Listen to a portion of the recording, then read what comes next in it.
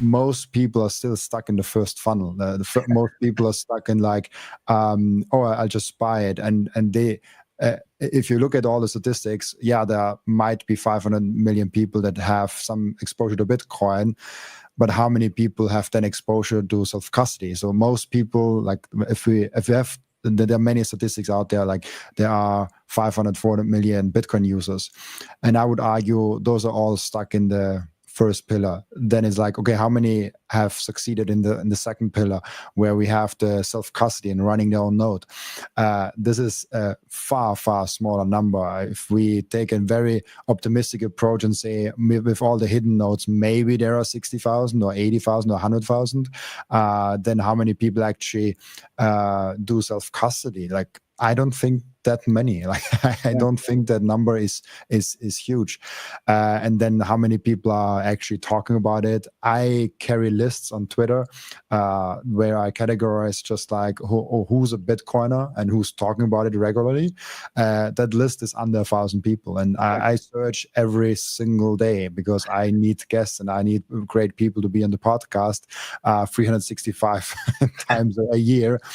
So I have an incentive to actually search for people and find new people, and I update quite regularly. So this is where I feel like that's why we don't have a lot of nodes, just because the second pillar is not the most important one for 99% of people in Bitcoin. 99% of people in Bitcoin have some, I don't know, $5,000 on Coinbase. They might have like $10,000 in an ETF account. They maybe have some IBIT thing going on, and they might have something on Kraken or Binance laying around. This is like most Bitcoiners, that is not even a big number, like in the greater scheme of things. So I don't know. I hope we just have to, all those people that come in, and that's the important message that you, Daniel, also like really embody, saying like, we don't want to have bank coin, we want to have Bitcoin, and for that to happen, we need those people that currently only care about number graph technology. We have to filter them into this second pillar of having, hey, you can take self-custody, like it's actually yours then. And if you care about Bitcoin, and if you care about your own privacy and all of your freedom, you should also run a node. And if you get people there, it's amazing. And it's just fascinating how small of a group of people that actually are, which tells me, yeah, we are super duper early. Yeah. Oh yeah. Huge. That's the thing. We're still early. Yeah. Yeah. I saw we had a comment on our channel from last week. Somebody asked the question, like, there's concern about the number of nodes, or, the need for a permissionless decentralized system. And why don't some big whales invest in getting nodes running, getting nodes out there? The question had come up a while ago, I think, when concerns about Core first came up. And it was like, why doesn't Saylor throw some of his untold amounts of wealth towards developers, invest in developers? Similar question could be asked of, hey, if BlackRock can come in and say, hey, you know what? Like you mentioned, Daniel, on a recent podcast, you said, what if BlackRock just decided, we're going to spin up a whole bunch of nodes all over the globe as we want, and not even having to mine, but just running nodes and doing mempool work. Shouldn't whales or Saylor or, big players protect the network at a fundamental level and run nodes? I see a couple of things there. One being that I think a lot of these people in those positions are very careful to, they're doing their resource capture game, of course, but they're also very careful to project certain, vectors of power or control over it all. I think they're being a little egalitarian about their approach. And at another level, I also think that a lot of these whales, as you see Bitcoin sold or you see Saylor's incentives, It's often quite fiat as well. They're not thinking about necessarily like, it's kind of like, no, the network runs fine.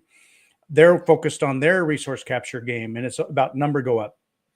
So you see big whales sitting on Bitcoin that you also realize they're selling on exchange in ways that it's like, yeah, they got in early, but they also still don't relate to Bitcoin the way we do.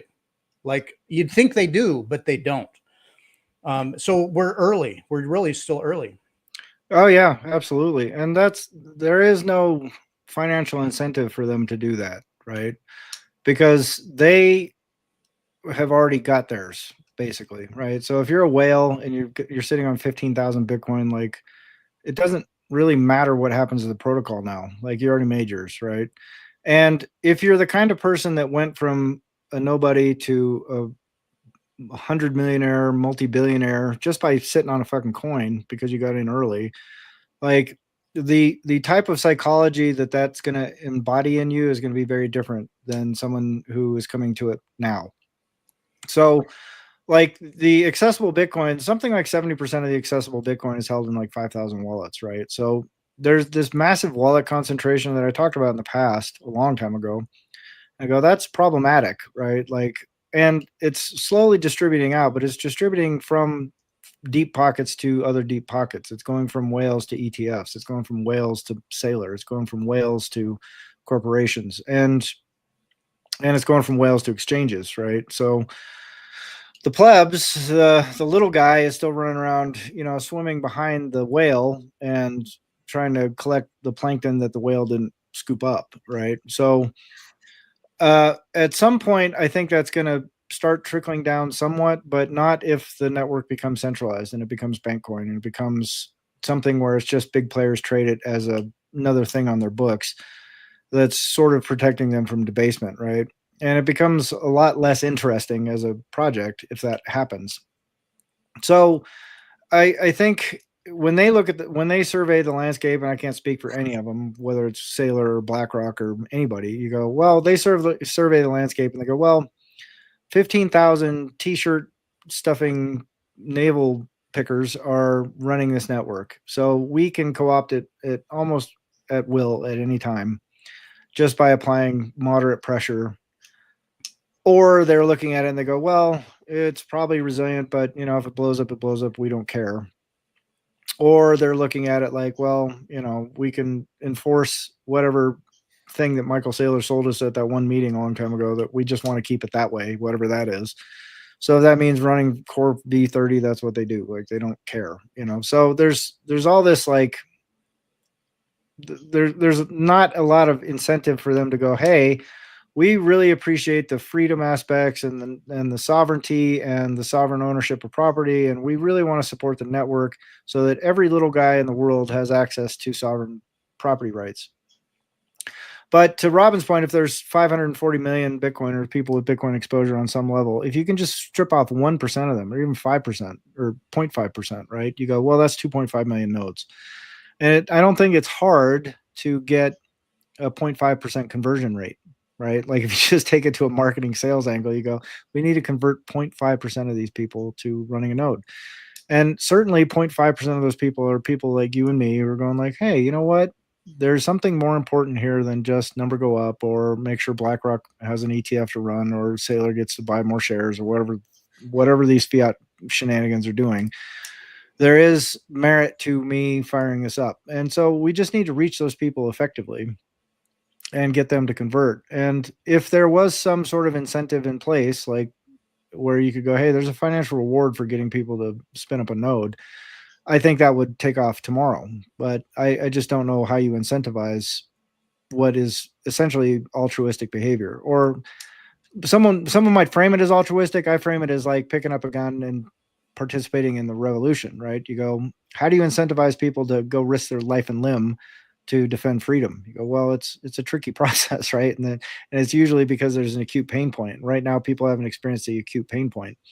My fear is that acute pain point will come too late for the people to spin up a node and make a difference. So my thing is like trying to convince people that the pain point has already happened. You're already experiencing the pain. And the way to fix it right now is to go and pick up a gun. And in this case, it means spin up a node, right? And I mean, it's just a tough message. So if I had the answer, I would be parroting it daily, but I don't. The best I've got so far is like, please, for the love of God, run a node. There's only 20,000 people that decide your future of the most important asset ever created by mankind. So that's not enough people to decide where that goes, I think. So It may be that the financial incentive for people to run a node is built into solo miners, just get a little miner that runs a node and join a pool. And then you are like, I do, Robin does, and you may, Daniel, is like, you can see that, oh, I'm accumulating a little bit. And so not only am I contributing, I'm learning more about, block templates or wherever you want to go into it. But you can see your number go up steadily a little bit. Oh, Ocean got another block, and this little warm kindle in my heart, sparks. And I'm like, I'm contributing. I'm not just running a node, but in the background, right behind me here, I've got like 3 little miners running right now. Yeah. And I'll glance at them and I'll check my little Ocean contribution, and it's like nothing, but also not nothing. So like over months that I've been just running these guys, you can see your contribution and your sats start to stack a little bit. And so that could be the right incentive for people. Like, okay, we can say run a node, but hey, you want a little financial sense of return or skin in the game? Run solo miners. Yeah. Well, I mean, it's a great like gambling opportunity too. Like if you want to get into like, there are people that call themselves Bitcoiners that will go buy lottery tickets every day. I'm like, there's a way better lottery you can run. You get like one chance every 10 minutes. Just spin up one of those little fucking, like this guy right here, $480 solo miner, like Johnny pointed out. Like that guy spent $480 on lotto tickets and he just minted 300 grand out of fucking thin air, dude. It's like sweet, right? Like, yeah, so, I love seeing that. So play the lottery. Like if nothing else, I mean, that's a great point of like, if you want to get people running nodes, just go spin up a miner with a node attached. Like that's why I'm a huge fan of FutureBit, because they include a node with every fucking FutureBit they ship. It's sometimes hard to get them. It's a very expensive way to acquire hash power, because like even those miners you're running, like as 100 Acres Ranch pointed out, he's like, just go buy a used S19. It's the same cost and you get like 50 times the hash power, so you go, well, but I mean, that's a whole different kind of ball of beans to tackle. But still, there's, I mean, if we can appeal to the lottery aspect of it, the gambling aspect, I go, that's great. Awesome. Like, please, go spin up a mine, dude. Like, and you are contributing a trivial amount of hash to the pool. You're never going to like eclipse Mara or fucking, Ant Pool or anything like that. But at least you're part of it. And you've got that, if you're solo mining, like lottery mining, where you're not even going to the pool, you're just like, come on, baby, come on, here we go. We're just gonna roll the dice again. No, okay. How about this one? Like I remember when I was on my FutureBit, I had like this huge share, like it was in the hundreds of billions of my share. I was like, oh my god, I was, I mean, I was still 100 miles away from mining a block, but when you see those big, huge shares come in, and you're just like, oh, my share of that block was like fat. Like I almost, if I just keep this thing going, maybe I'll hit that block, and it's like. It's fun, right? Because it's just gambling. It's just like going to Vegas, except you've got Vegas on your desktop all day, every day, running in the background, just rolling dice for you. Like it's kind of a cool thing. So and you're not people do it, man. Fuck yeah, hell yeah. Yeah, you're not spending your time feeding a machine $20 bills. It's just you set it up, you learn something, you can forget about it or leave it alone, but you feel like you got some skin in the game. The very fact that a solo miner every once in a while wins the lotto, I love it, because it incentivizes interest. It rewards someone who threw their hat in the ring. And hey, it could be you. It could be you. Can't win if you don't play. Yeah. So, and you're helping protect the network a little bit. A lot. Well, I mean, I think that's probably a great approach. Like, I don't know. I mean, maybe MicroSeed in the future, we will spin up nodes and miners, and we'll include one with every MicroSeed and just go, hey, spin up a node. Here's your lotto ticket. Enjoy, and the 2-part theme of take self-custody and run a node. If out of the box you can do both, that would be the dream. Yeah, it already is. Well, I mean, that's why like Solo Satoshi and all those guys, like I think 100 Acres Ranch kind of craps on their head a little bit, because they're they're just breaking up S19s and they're putting them in little packages and they're selling them for profit, right? And so there was some drama around that I kind of didn't really put too much stock into. But like Bidax and all those guys, like I love it. I love that they're doing that. Like it's awesome. Yeah, please break up old S19s. Repurpose the fucking chips and sell people hash. And if you can figure out a way to include a bundle and node with it, you're doing God's work. Because like I think Solo Satoshi's thing is like we want a miner in every house. And I go, well, if you bundle it with a node, then you're doing way more for the network than just having people solo mining or contributing hash to a pool.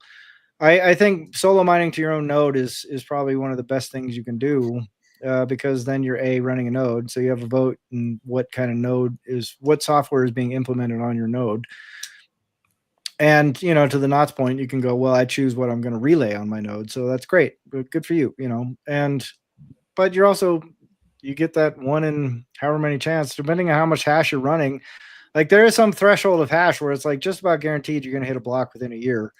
And I can't, it's a lot, and that hash is fluctuating. It can go up a lot. So you can spend a lot of money on miners and then find out that you don't have competitive hash anymore. So, but all it takes is one block reward to be life changer. So life changing. Yep. Yeah. And I mean, there are certain thresholds of hash that you can set up and still be on house electricity and not worry about burning your house down kind of thing, where you can have a reasonable anticipation of hitting a block within 5 years. And it's like, it's not bad, right? Like, I mean, It's an investment. It's probably going to cost you 25 grand, and God bless you if you have solar, because otherwise your electric bill is going to make your wife pretty mad, I'm sure. But, I think it's better than running Christmas lights at the holidays and, burning all that electricity for showing off to the neighbors. So hell yeah, spin up a miner. Have you seen the story where someone in an Airbnb mined Bitcoin? Oh, really? And Airbnb is like free electricity basically, and they just spun up a bunch of miners, and the electricity bill for like 2 weeks was tremendously high, and it's like, yeah, like you didn't forbid me to mine Bitcoin. And I was like, oh yeah, like he just goes around, he basically lives for free in the Airbnbs when he does it everywhere. Yeah, that's awesome. Didn't violate terms of service. Well, yeah, I mean, if you can figure out how to tap into somebody else's electric bill, that's great, right? So, but if you're worried about electricity, replace one hot shower with a cold one.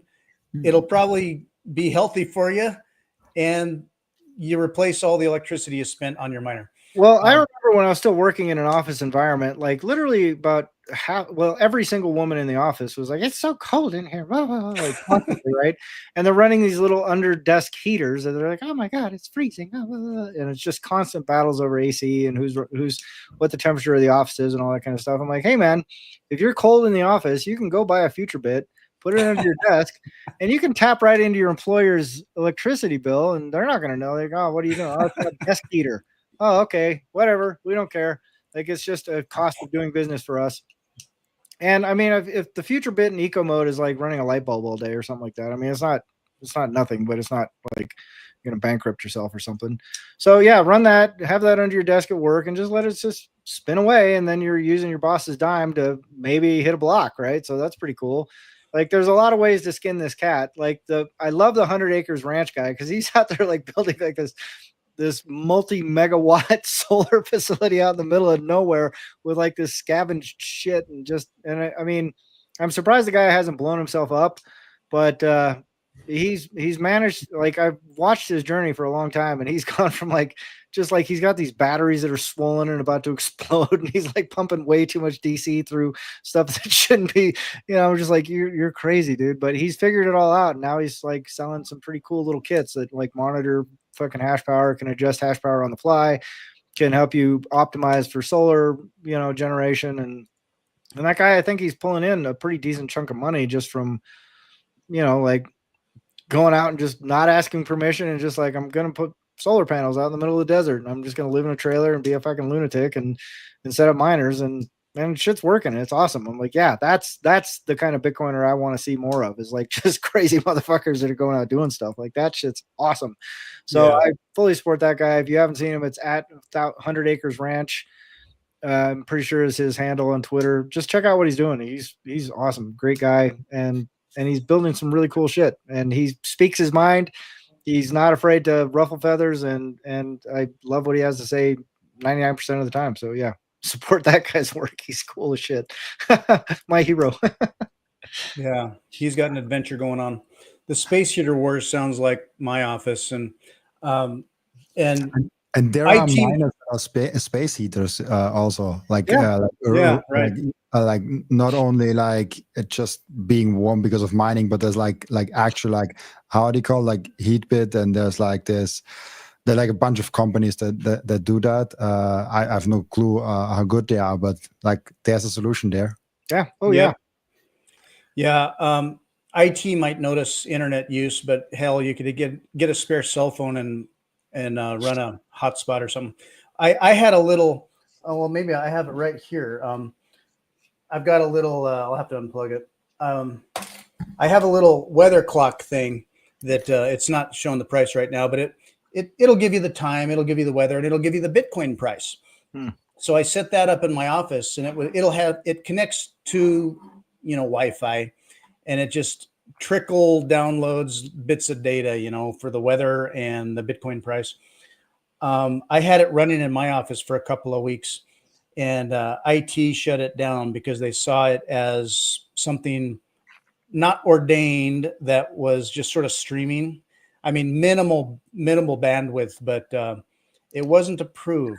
Well, the guy that's running your IT department, I met him. He's a really good IT guy, so that's kind of the problem. Like, he knows what to look for. Hyper secure. Yeah, but if you're part of IBM, or you're sitting in the office at General Electric or whatever, and you just happen to want a desk heater, I don't think anybody in the IT department is going to notice that. So what the hell? What is this fucking bandwidth? Like, we're so busy like chasing around, like, my printer doesn't work, I can't access email. I downloaded this link and I clicked on it because it said I needed to update the spreadsheet. And now all the computers are shut down. Like, they're all dealing with that kind of shit, But the guy in your ID department, he's really good, and I think he's on top of that stuff. So someone might be. Yeah, I mean, employees that stream little ESPN sports updates or whatever, and it's like, no, not allowed. Yeah. It's good security, and it's appropriate policy, you might say, for a government workplace. But I mean, most workplaces don't care. Hey, no. Travis, welcome. Is Travis here? Travis just joined. Dude, there's only 10 minutes left. Why don't you hop on and give us some strong opinions about something? Travis, what's happening? So run a node, take self-custody, and don't get distracted by the noise. But hey, it's a good season to go back to school. And if you've got opinions and you're like, hey, do some studying, learn a little bit before you start keyboard warrior.